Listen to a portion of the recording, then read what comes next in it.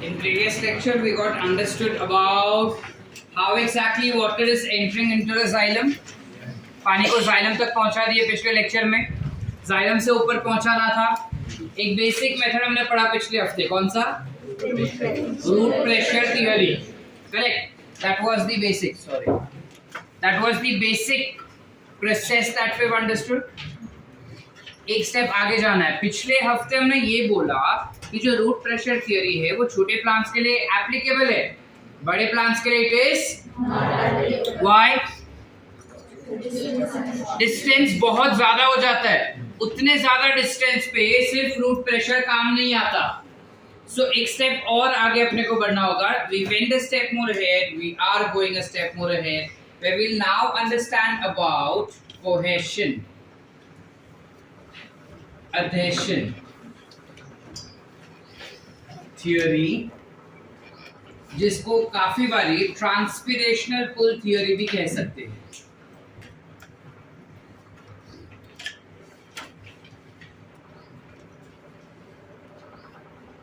You can also call it as transpirational pull therapy theory.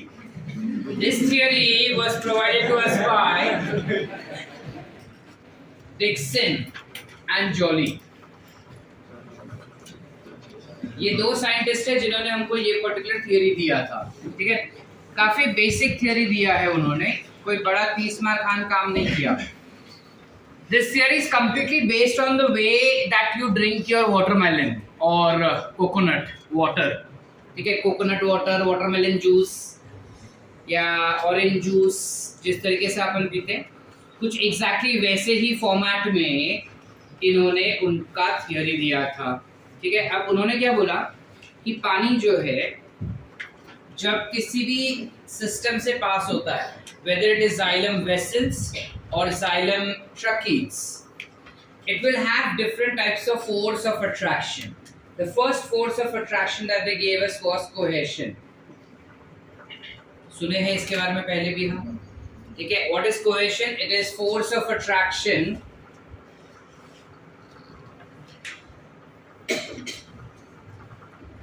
between similar molecules. यानी कि supposedly अगर कुछ ऐसे अपना जाइलम है, ठीक है, इसके अंदर से पानी मूव हो रहा है, ऊपर जो पानी के मॉलिक्यूल्स रहते हैं वो नीचे वाले पानी के मॉलिक्यूल्स को अट्रैक्ट करेंगे और उसको ऊपर की तरफ पुल करता है. इस प्रोसेस को you call it as cohesion. समझे कि नहीं समझे? जैसे फॉर एग्जांपल कि मैं एक खड्डे में गिर गया, ठीक है, ऊपर मैत्रेय खड़ा है. अब आइडियली मैत्रेय बोलेगा दाऊ दे, देन मैत्रेय मेरे को ऊपर ऐसा, मैंने ऐसा हाथ दे के मैत्रेय खींच मेरे को. ठीक है, मैत्रेय मेरे को खींच रहा है. There is a like force between us. ठीक है, what is the like force? Human दोनों इंसान है hopefully.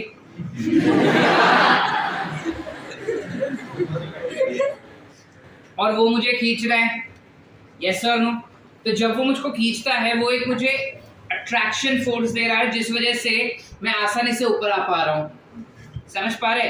We have a bond between ourselves and that person is pulling us. जो ऊपर है वही नीचे वाले को पुल करेगा, नीचे वाला अपने आप को पुल नहीं कर पाएगा. दोस्त चालते हैं. Second force of attraction is adhesion. Adhesion क्या होता है? Adhesion is again same thing, force of attraction only, but this force of attraction is between dissimilar molecule.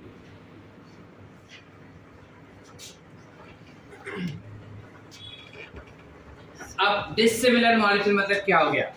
मैं ऐसे खड़ा है, मैत्रेय मेरे को ऊपर खींच रहा है, मैं ऐसे ही तो लटकेगा नहीं. मेरे आसपास जो वॉल्स रहेंगे उन वॉल्स को पकड़ के मैं भी अपने आप को ऊपर की तरफ जाने का कोशिश करवाऊंगा ना. यस और no?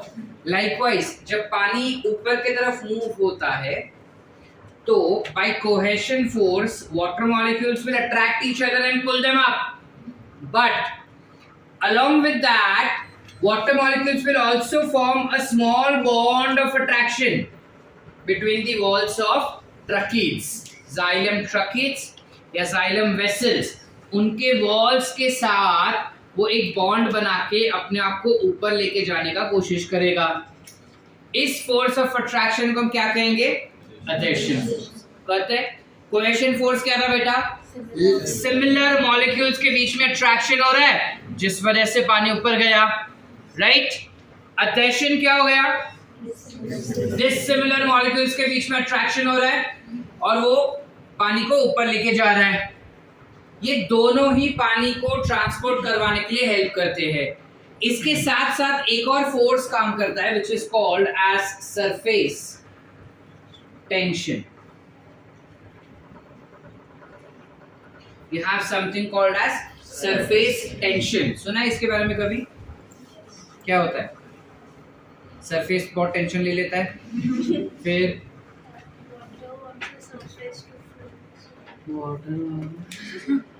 water wants a surface to flow, so it always tries to find a surface on which it will flow.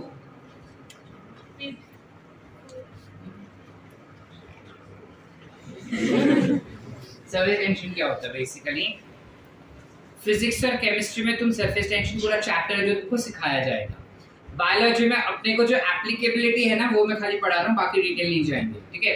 Scene क्या होता है कि when you have water molecules like this, एक के ऊपर एक के ऊपर एक के ऊपर एक, ऐसा बहुत सारा पानी का मॉलिक्यूल है.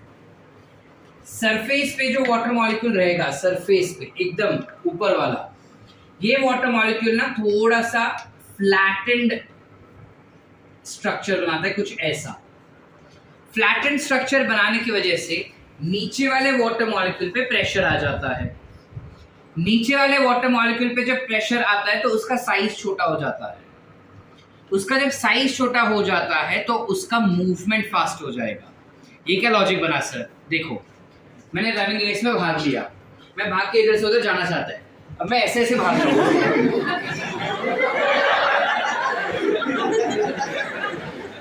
मैं फर्स्ट पहुंचूंगा या लास्ट? और मैं ऐसे भागा, अब मैं फर्स्ट पहुंचा या last? Meaning it is not just applicable for non living substances but for living also. That when you shrink the size, movements are faster. When you are bulking the size, movements is slower. That is applicable over here. Surface tension की वजह से जो lower water molecules रहते हैं उनका size छोटा हो जाता है, स्विफ्टली मूव कर सकता है वो ऊपर की तरफ. ठीक है. यानी surface tension is just a supporting act towards cohesion and अधेशन.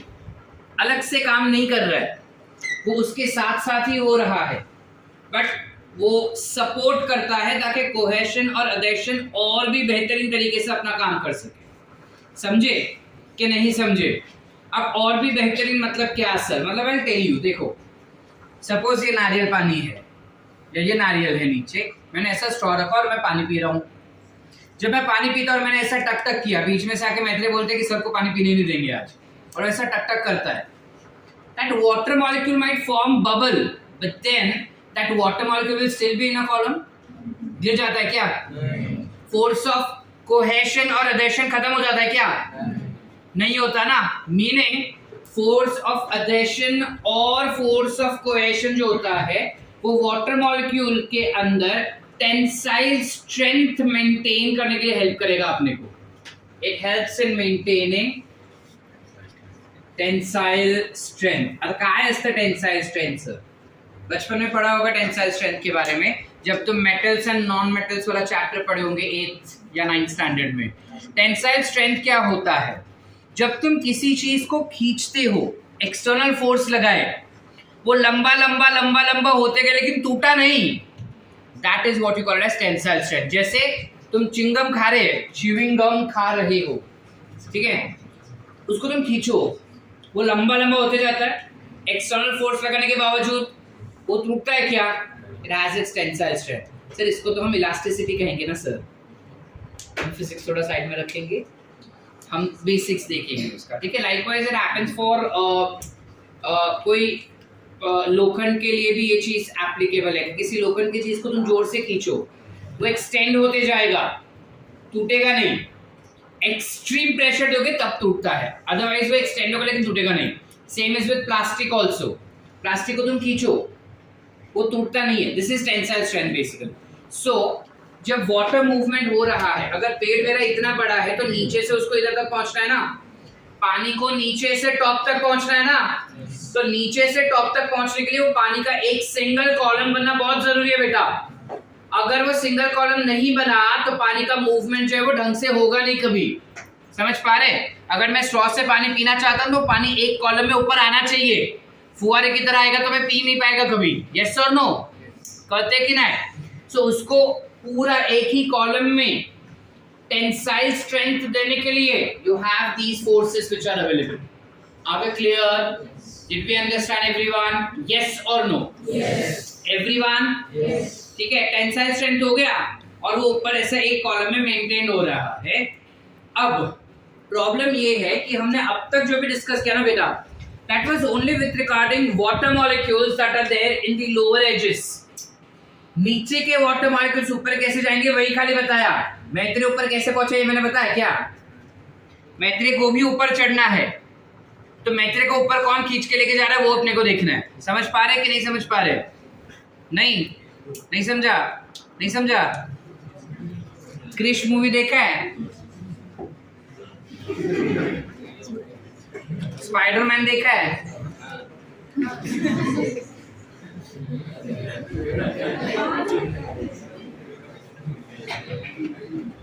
ओगो देखा है?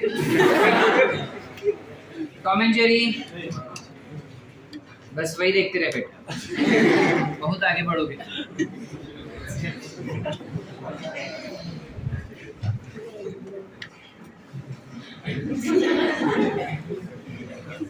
इस पानी को हमें ऊपर की तरफ लेके जाना है तो कोहेशन, एडेशन, ये सारे मॉलिक्यूल्स को लेके जाएगा। ऊपर वाला जो मॉलिक्यूल है उससे भी तो ऊपर जाना है। It has to reach up to leaves. कैसे पहुंचेगा? सो उसको लीव्स तक पहुंचने के लिए लीव्स में there are certain cells which are existing. Mesophyllic cells होंगे ना यहाँ पे आसपास बेटा। यस और नो? अरे वो कि ना है? ये मेसोफिलिक सेल्स के पास पानी है, सनलाइट की वजह से वो पानी इवेपोरेट हो जाता है। जैसे वो सेल्स में से पानी इवेपोरेट हो गया, सेल्स में पानी का कमी हुआ, diffusion pressure deficit, so there will be an vacuum developed inside. That vacuum will create a suction force, और वो suction force की वजह से पानी उसकी तरफ खींचा जाएगा। अब पानी जब इधर खींच रहे हैं तो ऑटोमेटिकली ये जो है वो ऊपर की तरफ जाते जाएगा because of the suction force. Exactly in the same manner जो हम नारियल पानी पीते हैं। Coming to the same example, जब मैं नारियल पानी पी रहा हूँ तो मुझे मेरे मुंह से उस स्ट्रॉ के अंदर सक्शन फोर्स डालना पड़ेगा ना। तो मेरे मुंह में अगर ऑलरेडी पानी है तो मैं सक्शन फोर्स डाल पाऊंगा क्या? नहीं। जब वो पानी में गल गया उसके बाद सक्शन फोर्स डेवलप होगा ना। बस सेम चीज, लीव्स के अंदर जो पानी होता है वो इवेपोरेट हो जाएगा और इवेपोरेट हो जाने की वजह से एम्प्टीनेस आ जाता है। That emptiness can generate vacuum pressure. That is vacuum होने की वजह से सक्शन प्रेशर आ जाएगा and that suction pressure will help in pulling the plant water to a longer distance. This entire theory is what you call it as transpiration pull theory. I hope the concept is clear. Yes or no? Yes. Everyone? Yes. Board exams में explain या फिर write a note on transpiration pull theory 4 marks के लिए अपने को आ सकता है। With diagram you need to explain this entire concept. कर पाएंगे? सिंपल है, खुद के शब्दों में एक्सप्लेन किया तो भी चलेगा, but then you need to explain this correctly. Concept clear यहाँ तक? Any doubts? इतना लिख ले पहले, चलो quickly. Now, when we talk about transpiration, what is transpiration?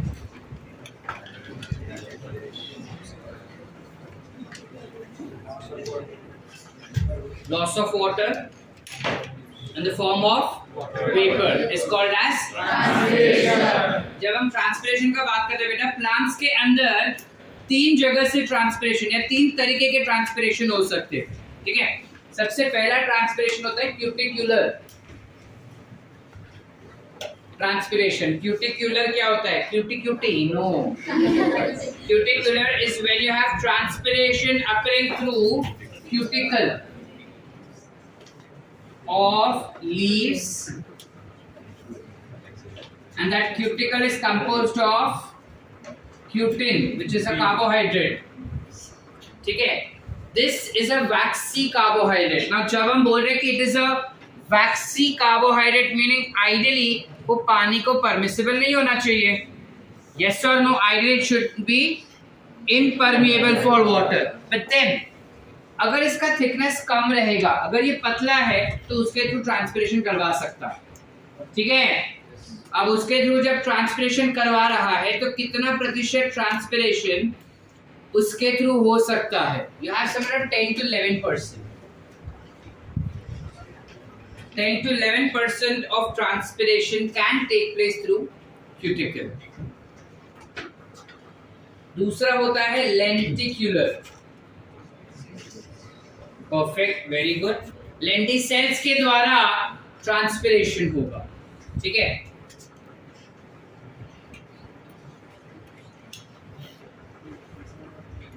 Lenticels of stem. However ये जो लेंटिसेल्स होते हैं ना, वो बहुत डीप नहीं होते, वो सरफेस पर ही होते हैं, बाग के सरफेस पे, जिस वजह से इसमें से ज्यादा ट्रांसपिरेशन नहीं होता। 0.1 से 1% का ट्रांसपिरेशन होता है। ठीक है, and then you have transpiration through stomata, so that is stomatal transpiration, which is stomata on leaves। इससे कितना ट्रांसपिरेशन होगा? ऑलमोस्ट 90 to 91% जितना ट्रांसपिरेशन, और 90% transpiration occurs through stomata। Are we clear, beta? Everyone? Now, when you have transpiration taken place by stomata, which is the maximum transpiration, we need to understand the structure of stomata. Probably structure of stomata is something that you have already done in your anatomy wala chapter, but then I'll repeat for those who missed out that. Stomata will have guard cells in them,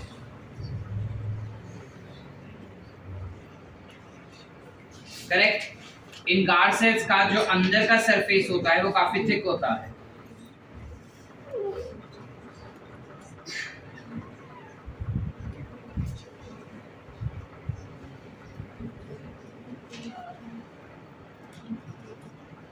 Their inner surface, that is inner wall, will be thick in nature and outer wall will be thinner।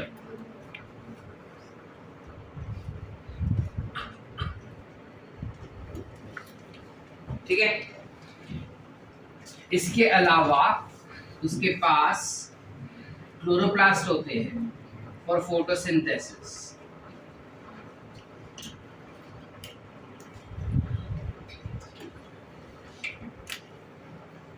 It will also have mitochondria and it will also have vacuoles present। ठीक है, इसके पास आसपास excessive sales रहेंगे।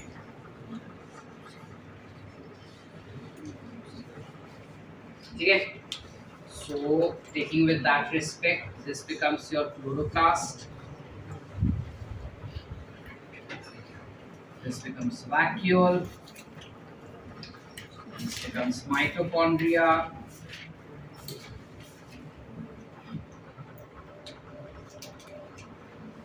this becomes guard cells, this what you see is stomata, this is stomatal aperture।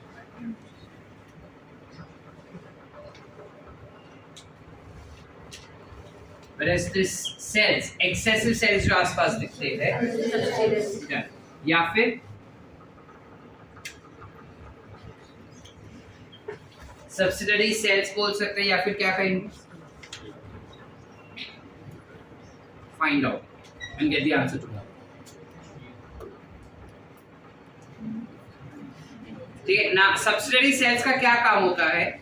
Subsidiary cells जो रहेगा वो आसपास के इलाके से पानी को एब्जॉर्ब करेगा और वो एब्जॉर्ब वाटर को गार्ड सेल्स के तक लेके जाएगा। ठीक है, जो गार्ड सेल्स होते हैं डाइकॉट में बीन शेप के रहेंगे, मोनोकॉट में डबल शेप। ये रिस्पॉन्सिबल होता है चीजों के ट्रांसपिरेशन। इसके अलावा स्टोमाटा के जो गार्ड सेल्स होते हैं उन गार्ड सेल्स के अंदर ना कुछ ऐसे स्ट्रिंग्स होते हैं ऐसे। There are radial fibers which are present in this entire guard cells.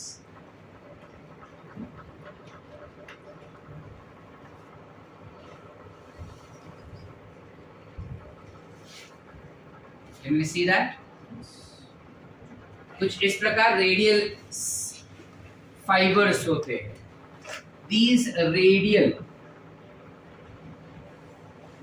microfilaments that we have, they are composed of cellulose. इसका क्या काम होगा? जब पानी इस गार्ड सेल्स में भर जाता है तब सेल्स जो है वो टर्जिड हो जाएंगे. जब सेल्स टर्जिड हो जाएंगे तो पीछे का वॉल जो है वो पीछे की तरफ आएगा. आगे के वॉल को भी पीछे की तरफ लाने के लिए ये रेडियल फिलामेंट्स जो है वो हेल्प करेगा. ठीक है बेटा, सो दैट इट ओपन्स. जैसे फॉर एग्जांपल जब बर्थडे रहता है, हैप्पी बर्थडे टू यू, तब उसमें वो हार्ट शेप का बलून होता है. हाँ, वैलेंटाइंस डे के दिन भी होता है. हार्ट शेप के बलून होते हैं. ठीक है, जब तुम उसके अंदर कितना भी हवा भरो वो हमेशा ऐसे शेप के ही बनेंगे.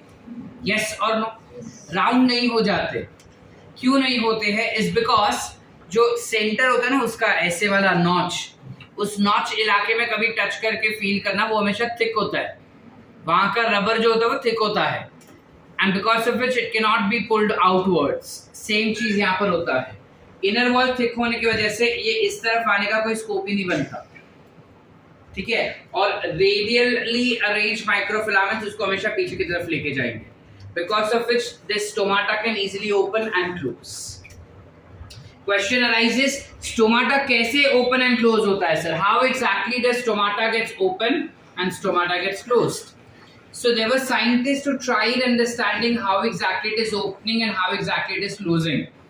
ठीक है, तो दो हाइपोथेसिस है हमारे पास, एक जो बेसिक वाला है और दूसरा जो एक्चुअल होता है. तो बेसिक वाला hypothesis is sugar starch hypothesis.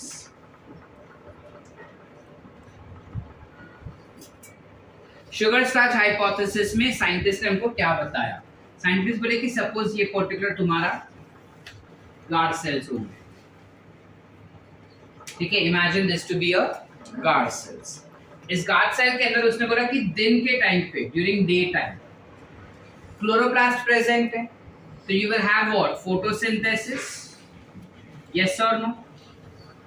Yes or no? Yes. Photosynthesis की वजह से क्या बन के मिलेगा? What is the product of photosynthesis? Glucose. So glucose बनेगा. Is glucose water soluble or insoluble? Soluble. Water? Soluble. Soluble. On it. So it will attract water molecules. Automatically अंदर क्या आएगा? Water is absorbed. Water अंदर आया तो you have endosmosis, जिस वजह से cell becomes turgid, and ultimately you have opening of stomata. करते ये हो गया कभी? This is during day. रात में क्या हो जाएगा फिर?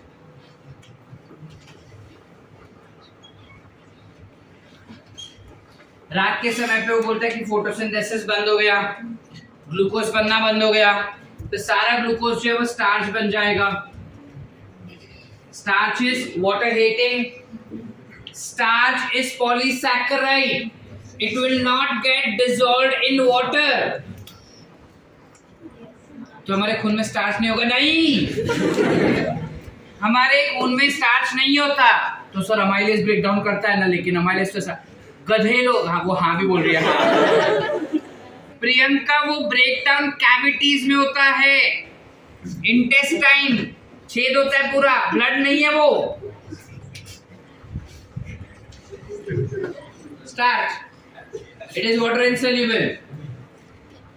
तो पानी को वो रिपेल करेगा, तो पानी बोलेगा कि तेरी जरूरत नहीं, तू बाहर भाग। So water moves out, which is nothing but you have exosmosis, जिस वजह से cells will shrink। cells जैसे ही shrink हो गया, automatically you will have closure of stomata। आगे क्लियर बेटा? yes or no? Yes। ये ना बेसिक मेथड अपने को बताया था, कुछ ऐसा होता होगा। लेकिन लेविट नाम का एक साइंटिस्ट था जिसने हमने को डिटेल्ड कॉन्सेप्ट बताया, डिटेल्ड। तो कुछ कुछ साइंटिस्ट पहले जो दिए थे इसको बिलीव करते हैं, कुछ कुछ साइंटिस्ट लेविट वाला करते हैं। हमें क्या करना है? दोनों, क्योंकि एक बोर्ड एग्जाम्स दोनों बोल रहे हैं। ये जो हमने पढ़ा ना इतना, इसमें से एनसीईआरटी में कुछ नहीं है, बोर्ड देने का है ना, उसमें है सर्वे। ठीक है, इतना लिखिए, फिर लेविट वाला बताता, या फिर ये इरेज कर दूं, पता है सब, लिखो फटाफट। नेक्स्ट वी अंडरस्टैंड कि ये वाला तो एक्सेप्ट नहीं किया था, है ना, तो दूसरा एक्सेप्ट किया गया था, which is called as potassium ion ABA hypothesis.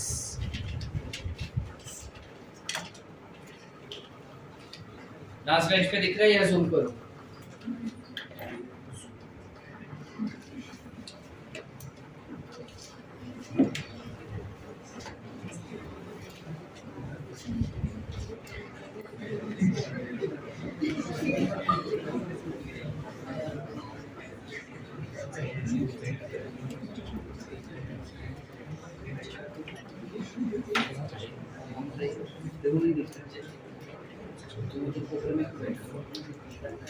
ABA hypothesis में क्या बता रहा है वो अपने को बेटा? वो बताता है कि दिन के समय पे, ड्यूरिंग डे टाइम, रात में स्टार्च बना था, वो स्टार्च दिन के समय पे मैलिक एसिड में कन्वर्ट हो जाता है। जब वो मैलिक एसिड में कन्वर्ट हो जाता है, उसमें का हाइड्रोजन निकल जाएगा, तो बन जाता है मैलेट प्लस हाइड्रोजन आयंस। जैसे ये हाइड्रोजन आयंस गार्ड सेल्स में अक्यूमुलेट होने लगेगा, जो गार्ड सेल्स का मेम्ब्रेन होता है, इट चेंजेस इट्स परमेबिलिटी। हमसे कहते हैं परमेबिलिटी चेंज होना मतलब अब तक ना हाइड्रोजन आयंस बाहर नहीं जा पा रहे थे या अंदर नहीं आ पा रहे थे। अब जैसे ही फ्री हाइड्रोजन आयन का कॉन्सेंट्रेशन बढ़ गया ना, ये बाहर जाने लगी। अब अगर ये बाहर गया तो पॉजिटिव चार्ज को बैलेंस करने के लिए किसी को तो अंदर आना होगा। सो पॉजिटिव चार्ज को बैलेंस करने के लिए अंदर आया पोटेशियम। पोटेशियम का खास फ्रेंड क्लोराइड, वो भी आता है बाय डिफॉल्ट। ये चीज ना दिमाग में गांठ बांध के रखो, सोडियम जिधर जाएगा क्लोराइड जाता है, पोटेशियम जिधर जाएगा क्लोराइड जाता है। ठीक है, ये बेस्ट फ्रेंड्स है। तो पोटेशियम के पीछे पीछे क्लोराइड आया। ठीक है, अब ये दोनों इधर इतना मस्ती कर रहे थे, उसको देख के बहुत रोना धोना चालू हो गया। ये क्या लॉजिक बना सर? पानी आया। ठीक है, उनको पानी बहुत पसंद है, तो पानी को लेके चले साथ में। ठीक है, अब हम लोग मस्त, पानी बहुत बहुत बहुत आ गया, तो सेल्स जो उसमें क्या हो गया? एंडोस्मोसिस हो गया। ऑब्वियसली सेल्स क्या हो गए? टर्जिड हो गया, तो स्टोमाटा विल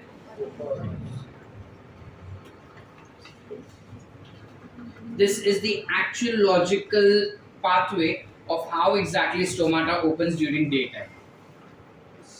ठीक है, रात के समय पे वो क्लोज कैसे होगा?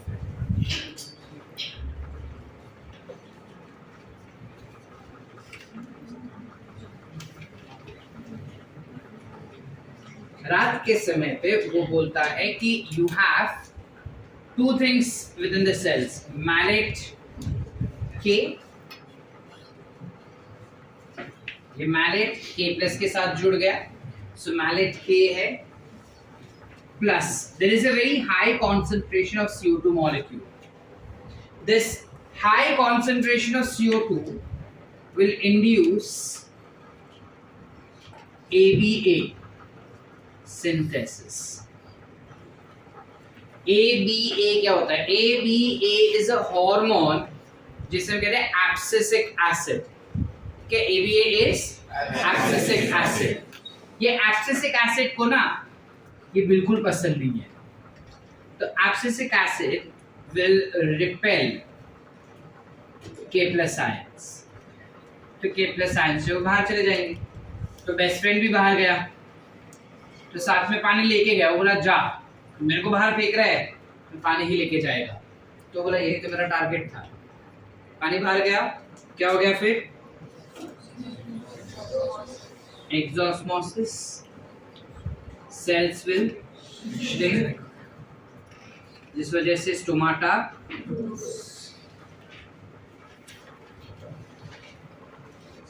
ये सब बाहर गया. तो सर हाइड्रोजन अंदर वापस आएगा क्या? Yes, we do have hydrogen entering back inside. Are we clear up till here? Yes or no बेटा? Yes. Everyone, concept clear? इस तरीके से दिन और रात में ABA हाइपोथेसिस के द्वारा या पोटेशियम आयन हाइपोथेसिस के द्वारा you have opening and closing of stomata taken place. Who gave us this concept of opening and closing of stomata? You had a scientist called as Levitt who gave us this concept. ठीक है बेटा, ये सारा सब कुछ ना अपने को गवर्नमेंट टेक्स्ट बुक में काफी ब्यूटीफुली एक्सप्लेन करके दिया है. एनसीईआरटी में इतना कुछ नहीं बताया उसने. ठीक है, दूसरा जो चैप्टर इसके बाद हम स्टार्ट करने वाले हैं, उस चैप्टर में खाली उसने बता दिया कि पोटेशियम सोडियम के अपना स्टोमाटा ओपनिंग में हेल्प करेगा. बस एक चैप्टर है जिसमें बताएगा कि एब्सिसिक एसिड स्टोमाटा के क्लोजर में हेल्प करेगा. बस कैसे करता है, क्या करता है, वो प्रोसेस एनसीईआरटी नहीं बताता. वो प्रोसेस अपने को गवर्नमेंट टेक्स्ट बुक पूरा डिटेल में बता रहा है, जो हम कर चुके हैं यहाँ. क्लियर है एवरीवन? लिखे, चलो क्विक क्लियर राइट आउट. इसमें ना एक चीज खाली बीच में हम स्किप कर गए जो बताना था मेरे को, जो ट्रांसपिरेशन पुल थियरी है. Everyone remembers transpiration pull theory? वो ट्रांसपिरेशन पुल थियरी में क्या बताया साइंटिस्ट लोगों ने? साइंटिस्ट लोग बोलते कि चल बराबर है, तुमने बोला कि ऐसा ट्रांसपिरेशन पुल है, पानी ऊपर आ रहा है, करेक्ट है. अब जब मैं स्ट्रॉ से कोई जूस ले रहा हूँ या कोई पानी पी रहा हूँ, तो प्रिटी ऑब्वियस कि अगर मैं हंस दिया बीच में, तो you will have oxygen bubble form. या फिर कोई मस्ती की और वो हिला दिया चीज, तो ऑक्सीजन बबल विल फॉर्म या CO2 air bubble will form. Yes और नो? अब नॉर्मल हम इंसान है, स्ट्रॉ को निकाल के झाड़ दिया, वो बबल चला गया, वापस मैंने डाला, तो things will be normal. Plant वैसा कर सकता है? नहीं. प्लांट में बबल्स बनेंगे क्या सर? बिल्कुल बन सकता है. ये मेरा प्लांट है, सपोज ये प्लांट है और ये लीफ है. ठीक है, सनलाइट आ रहा है, ये यहां से सनलाइट आ रहा है, लीफ में ट्रांसपिरेशन पुल प्रेशर बन गया. अब हवा आया तो लीफ हिला तो ऑब्वियसली प्रेशर हिलेगा ना, तो एयर बबल बनेगा. यस और नो? या फिर सनलाइट के बीच में आ गया ढग, क्लाउड, तो प्रेशर चेंज हो जाएगा. प्रेशर चेंज हो गया तो again what will happen? Air bubbles. तो बोला कि अगर एयर बबल आ गया तो तुम निकाल के वापस वो झाड़ नहीं पाएगा, तो क्या हो जाएगा? तो ये डिक्सन एंड जॉली बोले बात तो बराबर बोल रहे हैं कि अगर एयर बबल आया तो क्या हो जाएगा करके. How will plant still be able to transport the water molecule. काफी सोचने के बाद उनका अकल चमका. वो बोले पहली बात, बहुत सारे ट्रकीज होते हैं, एक नहीं होता. दूसरी बात, tracheids are perforated, vessels are perforated. बराबर? पानी इधर से चल रहा है, इधर ऑक्सीजन बबल आ गया, बाहर से चला जाएगा ना बाजू में. इधर से जा रहा है, ऐसे भी जा सकता है, ऐसे भी जा सकता है, ऐसे भी जा सकता है. सो अगर एयर बबल आता भी है तो कोई प्रॉब्लम नहीं है, वैसे करके जा सकता है. ठीक है। अब कुंभार मेरे को पूछता है कि sir in that case will that oxygen bubble ever leave? Yes, oxygen bubble निकलता है जब टेम्परेचर बहुत ज़्यादा बढ़ जाता है, एक्सटर्नल टेम्परेचर, तो बबल पे प्रेशर आता है जिस वजह से बबल फूट जाता है। A little bit of chemistry and physics mixed, ठीक है, हम डिटेल में नहीं जाएंगे, बायो स्टूडेंट ना। तो वो फूटता है जब बाहर टेम्परेचर बहुत ज़्यादा हो जाता है, तो प्रेशर बढ़ जाता है उस बबल पे, जिस वजह से वो बबल फट जाता है। और जैसे वो बबल फट गया, automatically water can still move back. Any doubts बेटा? सॉर्टेड है, पक्की बात। ये कॉन्सेप्ट ना एनसीईआरटी में, again it is not given in NCERT, neither it is given in government text book as far as I have read, but then statement based question में काफी बार ये चीज आ जाता है, तो अपने को पता होना चाहिए कि क्योंकि वो परफोरेटेड है। सर अगर एनसीईआरटी में नहीं दिया तो स्टेटमेंट बेस्ड क्वेश्चन में ये कैसे पूछ सकते हैं? बिल्कुल पूछ सकते हैं, क्योंकि फर्स्ट स्टेटमेंट वो दे देगा तुमको कि ट्रांसपिरेशन पुल प्रेशर जो है वो चेंज हो जाएगा हवा आने की वजह से। अब इसके लिए मुझे स्टेटमेंट का जरूरत नहीं है, मुझे पता है कि वो हिलता है, इट्स अ फैक्ट। नीचे मैं दूसरा स्टेटमेंट दे रहा हूँ कि हिलने के बावजूद वो मेंटेन रह रहा है, ये फर्स्ट स्टेटमेंट हो गया। दूसरा स्टेटमेंट मेरा बता रहा है कि जो जाइलम वेसल्स होते हैं वो परफोरेटेड होते हैं। अब ये तो एनाटॉमी में हम पढ़ चुके हैं ना, तो उसी का एप्लीकेशन इधर लगाना है अपने को। So even if the concept is not given in NCERT, I can still make and frame questions on this. Are we sort? याद रहेगा? चलो, write down.